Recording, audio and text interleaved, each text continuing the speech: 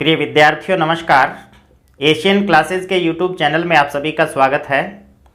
इस चैनल के माध्यम से हम अध्ययन कर रहे हैं कक्षा 12 विषय अर्थशास्त्र, अध्याय 14 चल रहा है राष्ट्रीय आय की मूल अवधारणाएं। गत क्लास के अंदर हमने आय का चक्रीय एवं वर्तुल प्रवाह का अध्ययन किया, उसके रेखा चित्र के द्वारा उसकी व्याख्या की। चलते हैं हम नेक्स्ट टॉपिक इस लेसन का जो है वस्तुओं के विभिन्न प्रकार कौन कौन से हैं, किस आधार पर उनको बांटा गया है। सबसे पहले आती हैं उपभोग वस्तुएं। देखिए इनके छोटे छोटे प्रश्न 1 नंबर या 2 नंबर का परिभाषाएं, अंतर, उदाहरण इस प्रकार के प्रश्न आते हैं, तो हमें उसी प्रकार से इनकी व्याख्या करते हुए इनको समझना है। उपभोग वस्तुएं क्या होती हैं? ऐसी वस्तुएं जिनके उपभोक्ता के द्वारा, जिनके उपभोग के द्वारा अपनी आवश्यकता को संतुष्ट किया जाता है। अर्थात उपभोग वस्तुओं के उपभोग के द्वारा उपभोक्ता द्वारा अपनी आवश्यकता को क्या किया जाता है? संतुष्ट किया जाता है। तो ऐसी वस्तुएं उपभोक्ता की आवश्यकता को क्या करती हैं? संतुष्ट करती हैं। दूसरी बात, ये वस्तुएं अन्य वस्तु के उत्पादन में उपयोग में नहीं ली जाती, अर्थात ये अंतिम वस्तुएं होती है जो उपभोक्ता के द्वारा उपभोग किए जाने के लिए बिल्कुल तैयार होती हैं। इनको अन्य वस्तु के उत्पादन के लिए काम में नहीं लिया जा सकता, अर्थात ये मध्यवर्ती वस्तुएं नहीं होती। आगे हम अध्ययन करेंगे अंतिम वस्तुएं, मध्यवर्ती वस्तुओं का भी। तो अंतिम वस्तु होने के कारण इनके मूल्यों को राष्ट्रीय आय की गणना में क्या किया जाता है? शामिल किया जाता है। क्योंकि जब हम राष्ट्रीय आय की गणना का अध्ययन करते हैं तो राष्ट्रीय आय की गणना में सिर्फ अंतिम वस्तुओं के मूल्य को शामिल किया जाता है। तो चूंकि ये वस्तुएं अन्य वस्तु के उत्पादन में काम में नहीं आती, इस कारण से कौन सी वस्तु है? अंतिम वस्तुएं होती है। और अंतिम वस्तुएं होने के कारण इनके मूल्य को राष्ट्रीय आय की गणना करते समय उसमें शामिल किया जाता है। अब ये 3 प्रकार की होती है, टिकाऊ, अर्ध टिकाऊ एवं गैर टिकाऊ। प्रश्न आ सकता है कि उपभोग वस्तुओं के भिन्न भिन्न प्रकार कौन से हैं? तो हमें 3 प्रकार लिखने हैं, टिकाऊ, अर्ध टिकाऊ एवं गैर टिकाऊ। सबसे पहले आती है टिकाऊ वस्तुएं। कौन सी होती है? जैसा कि इसके नाम से स्पष्ट है कि टिकाऊ है, अर्थात ये कई वर्षों तक चलती हैं। एक बार इनका क्रय कर लेने के बाद उपभोक्ता कई वर्षों तक इनका उपभोग करता है। उदाहरण क्या हो जाएंगे? जैसे कार है, फ्रिज है, टीवी है, रेडियो है। जैसे कार आपने एक बार खरीद ली तो हम 5-10 साल तक उसका उपयोग कर सकते हैं। तो इनकी लाइफ क्या होती है? लंबी होती है। इनकी आयु इन वस्तुओं की लंबी होती है। दूसरी आती है अर्ध टिकाऊ वस्तुएं। ये कौन सी वस्तुएं होती हैं?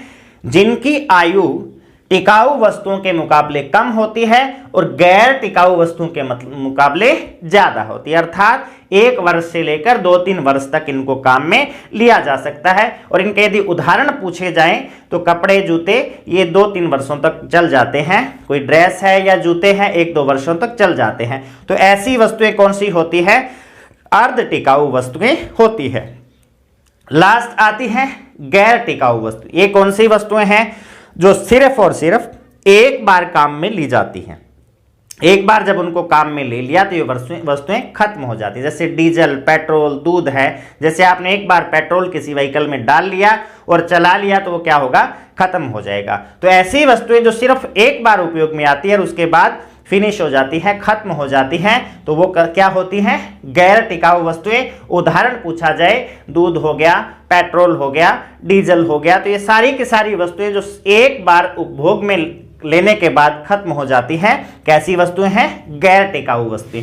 प्रश्न क्या आ सकता है? उपभोग वस्तुओं की परिभाषा आ सकती है, उदाहरण पूछा जा सकता है, इनके प्रकार पूछे जा सकते हैं, या टिकाऊ, अर्ध टिकाऊ एवं गैर टिकाऊ वस्तुओं का 1-1, 2-2 उदाहरण दो, ये पूछा जा सकता है। तो हमने यहाँ पर 2-2 उदाहरण लिख लिए हैं। कोई भी आप 2 उदाहरण लिख सकते हो जो आपको अच्छे लगे, जो आपको याद करने में आसानी रहे। नेक्स्ट आती है पूंजीगत वस्तुएं।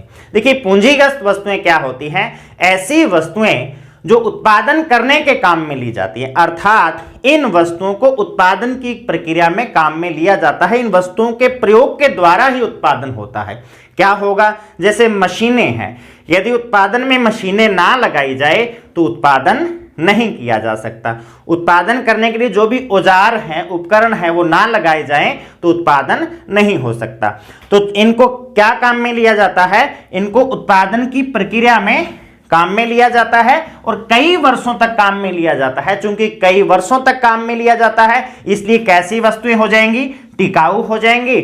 और मशीनें हैं इसलिए उत्पादन की प्रक्रिया में काम आती है, इसलिए इनका मूल्य भी क्या होता है, उच्च होता है, महंगी होती है, ज्यादा मूल्य की होती है। उदाहरण क्या हो गया, जैसे उत्पादन की प्रक्रिया में काम आने वाले कोई भी औजार या मशीनें, ये सारी की सारी कैसी वस्तुएं हैं, पूंजीगत वस्तुएं हैं। और परिभाषा पूछी जाए तो उत्पादन की प्रक्रिया में इन वस्तुओं का अर्थात ऐसी वस्तुएं जो उत्पादन की प्रक्रिया में कई वर्षों तक काम में ली जाती हैं, इनकी ये टिकाऊ होती है एवं इनका मूल्य क्या होता है, उच्च होता है। तो ये थी उपभोग वस्तुएं एवं पूंजीगत वस्तुएं। अब चलते हैं हम नेक्स्ट टॉपिक, मध्यवर्ती वस्तुएं एवं अंतिम वस्तुएं क्या होती है, इनमें मुख्य मुख्य अंतर क्या है उसका हम अध्ययन करते हैं।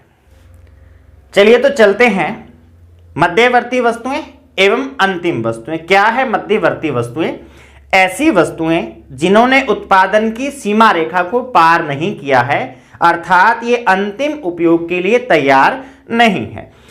सीमा रेखा को पार नहीं किए से तात्पर्य क्या है कि ये वस्तुएं किसी वस्तु के उत्पादन में कच्चे माल के रूप में काम में ली जा रही हैं। जैसे मान लीजिए कि कपड़ा बुनने के लिए रुई या धागे की आवश्यकता होती है, तो रुई या धागा अभी तक ये कच्चा माल है, इससे क्या बनाया जाएगा, कपड़ा बनाया जाएगा या कुछ और बनाया जाएगा, ये कोई भी अभी फाइनल नहीं है। तो ये कैसी वस्तु है, मध्यवर्ती वस्तु है, क्योंकि सीमा रेखा को पार नहीं किया है। सीमा रेखा से तात्पर्य ये है कि इस वस्तु को किस रूप में काम में लिया जाना है, ये उस सीमा रेखा के अंदर है। जैसे हम दूसरा उदाहरण लेके मान लीजिए आटा है, उस आटे से बिस्किट बनाए जाने हैं या उस आटे से ब्रेड बनाई जानी है या उस आटे से चपाती बनाई जानी है, ये कोई भी अभी क्लियर नहीं है, अर्थात वो उस उत्पादन की सीमा रेखा में है।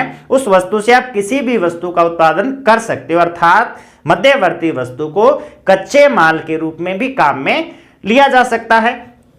तो उत्पादन की सीमा रेखा को पार नहीं किया है, इसलिए अंतिम उपयोग के लिए अभी तैयार नहीं है कि अंतिम रूप से उपभोक्ता के द्वारा उसको जिस रूप में काम में लिया जाना है वो वस्तु अभी तक उसके द्वारा बनाई नहीं गई है और कच्चे माल के रूप में ये उपयोग योग्य है। अब चूंकि मध्यवर्ती वस्तु है, अंतिम उपयोग के लिए तैयार नहीं है, इसलिए इसे राष्ट्रीय आय की गणना में शामिल नहीं किया जाता, क्योंकि राष्ट्रीय आय की गणना में सिर्फ अंतिम वस्तुओं के मूल्य को जोड़ा जाता है। दूसरी आती है अंतिम वस्तुएं। इन्होंने उत्पादन की सीमा रेखा को क्या कर लिया है, पार कर लिया है। जैसे यदि उसी रुई से कपड़ा बुन लिया गया है तो वो कपड़ा तैयार हो गया है, अंतिम वस्तु है, उपभोक्ता के द्वारा उपयोग करने के लिए तैयार है। आटे से यदि बिस्किट बना लिए गए हैं तो वो अंतिम उपयोग के लिए बिस्किट तैयार है। अब आप उस बिस्किट से ब्रेड नहीं बना सकते, अर्थात उसने उत्पादन की सीमा रेखा को क्या कर लिया है, पार कर लिया है। तो ऐसी वस्तुएं जिन्होंने उत्पादन की सीमा रेखा को पार कर लिया है, चूंकि सीमा रेखा को पार कर लिया है इसलिए वो अंतिम उपयोग के लिए क्या हो गई हैं, तैयार हो गई हैं। और चूंकि अंतिम उपयोग के लिए तैयार हो चुकी हैं इसलिए उन्हें कच्चे माल के रूप में काम में नहीं लिया जा सकता। जैसे ब्रेड और बिस्किट दोनों बनाने के लिए कच्चे माल के रूप में आटा काम में लिया जाता है, गेहूं का आटा हम मान लें कि काम में लिया जाता है। तो जब बिस्किट बन चुके हैं तो आप उस बिस्किट से या बिस्किट को ब्रेड के कच्चे माल के रूप में काम में नहीं ले सकते, अर्थात अब वो रॉ मटेरियल या कच्चा माल नहीं है। तो चूंकि अंतिम वस्तुएं हैं इसलिए इन वस्तुओं को राष्ट्रीय आय की गणना में शामिल किया जाता है, अंतिम वस्तुओं के मूल्य को। एक और बात देखिए, मध्यवर्ती वस्तु अंतिम वस्तु भी हो सकती है, अर्थात उस मध्यवर्ती वस्तु को किस काम में लिया जाना है। यदि आटे को अंतिम वस्तु के रूप में उपभोग किया जाना है तो वो अंतिम वस्तु है, और यदि उस आटे से कुछ और दूसरी वस्तु बनाई जानी है तो वो मध्यवर्ती वस्तु है।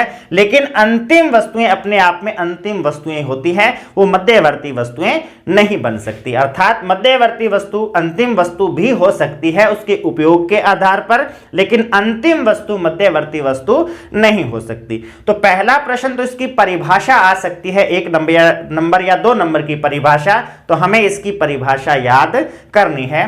दूसरा प्रश्न जो मोस्ट इंपॉर्टेंट है, मध्यवर्ती वस्तु एवं अंतिम वस्तुओं में अंतर पूछा जा सकता है। तो अंतर हमें लिखना कैसे है, टेबल की फॉर्म में लिखना है। अंतर हम देखते हैं, सबसे पहला कि मध्यवर्ती वस्तुएं कच्चे माल के रूप में काम में ली जा सकती हैं, लेकिन अंतिम वस्तुएं कच्चे माल के रूप में उपयोग में नहीं ली जाती। दूसरा आता है इनकी पुनः बिक्री की जाती है, इनकी पुनः बिक्री की जा सकती है। कच्चे माल के रूप में इनकी पुनः बिक्री की जा सकती है, इनकी पुनः बिक्री नहीं की जाती क्योंकि अंतिम वस्तु होती है, तैयार होती है अंतिम उपयोग के लिए। नेक्स्ट आता है उत्पादन की सीमा रेखा में अतः अंतिम उपयोग के लिए तैयार नहीं। चूंकि ये उत्पादन की सीमा रेखा में होती है इसलिए अंतिम उपयोग के लिए तैयार नहीं होती, और जो अंतिम वस्तुएं हैं वो सीमा रेखा को पार कर चुकी होती है, कच्चे माल के रूप में काम में नहीं ली जा सकती, इसलिए वो अंतिम उपयोग के लिए उपभोक्ता के द्वारा उपयोग करने के लिए क्या होती है, तैयार होती है। दूसरा अब नेक्स्ट आता है इनके मूल्य को राष्ट्रीय आय की गणना में शामिल किया जाता है। राष्ट्रीय आय में या राष्ट्रीय आय की गणना में, राष्ट्रीय आय की गणना में, राष्ट्रीय आय की गणना में शामिल किया जाता है।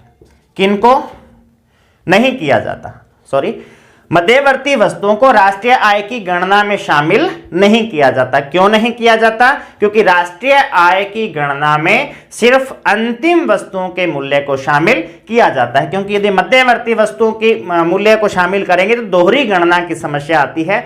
नेक्स्ट लेसन आएगा तब हम इसका वहां डिटेल से अध्ययन करेंगे। क्यों नहीं किया जाता? दोहरी गणना से बचाव के लिए, क्योंकि एक ही वस्तु का मूल्य फिर बार बार जुड़ सकता है, इसलिए कुल उत्पादन या कुल आय वो बहुत ज्यादा बढ़ सकती है वास्तविक आय के तुलना में। और अंतिम वस्तुओं को राष्ट्रीय आय की गणना में क्या किया जाता है, शामिल किया जाता है। अब उदाहरण पूछा जाए तो जैसे बेकरी में काम आने वाला गेहूं है, आटा है, इसी प्रकार से कपड़ा फैक्ट्री के अंदर जो रुई धागा ये काम में लिए जाते हैं, ये सारी की सारी कैसी वस्तुएं हैं, मध्यवर्ती वस्तुएं हैं। इसी प्रकार से ब्रेड है, बिस्किट है, कपड़ा है, ये सारी की सारी कैसी वस्तुएं हैं, अंतिम वस्तुएं हैं। तो ये थी मध्यवर्ती वस्तुएं, अंतिम वस्तुओं और इनके मध्य में अंतर जो हमें टेबल की फॉर्म में लिखना है। 4 नंबर का या 2 नंबर का प्रश्न आ सकता है, एग्जाम की दृष्टि से मोस्ट इंपोर्टेंट है। तो इनके उदाहरण आप हर हाल में बहुत अच्छी तरह से याद कर लेना, पूछे जा सकते हैं 1 नंबर के प्रश्न में कि कोई 2 मध्यवर्ती वस्तुओं के उदाहरण दो या कोई 2 अंतिम वस्तुओं के उदाहरण दो, तो हमें ये बहुत अच्छी तरह से याद होने चाहिए। आज की क्लास में बस इतना ही, बाकी हम नेक्स्ट क्लास में करेंगे। धन्यवाद।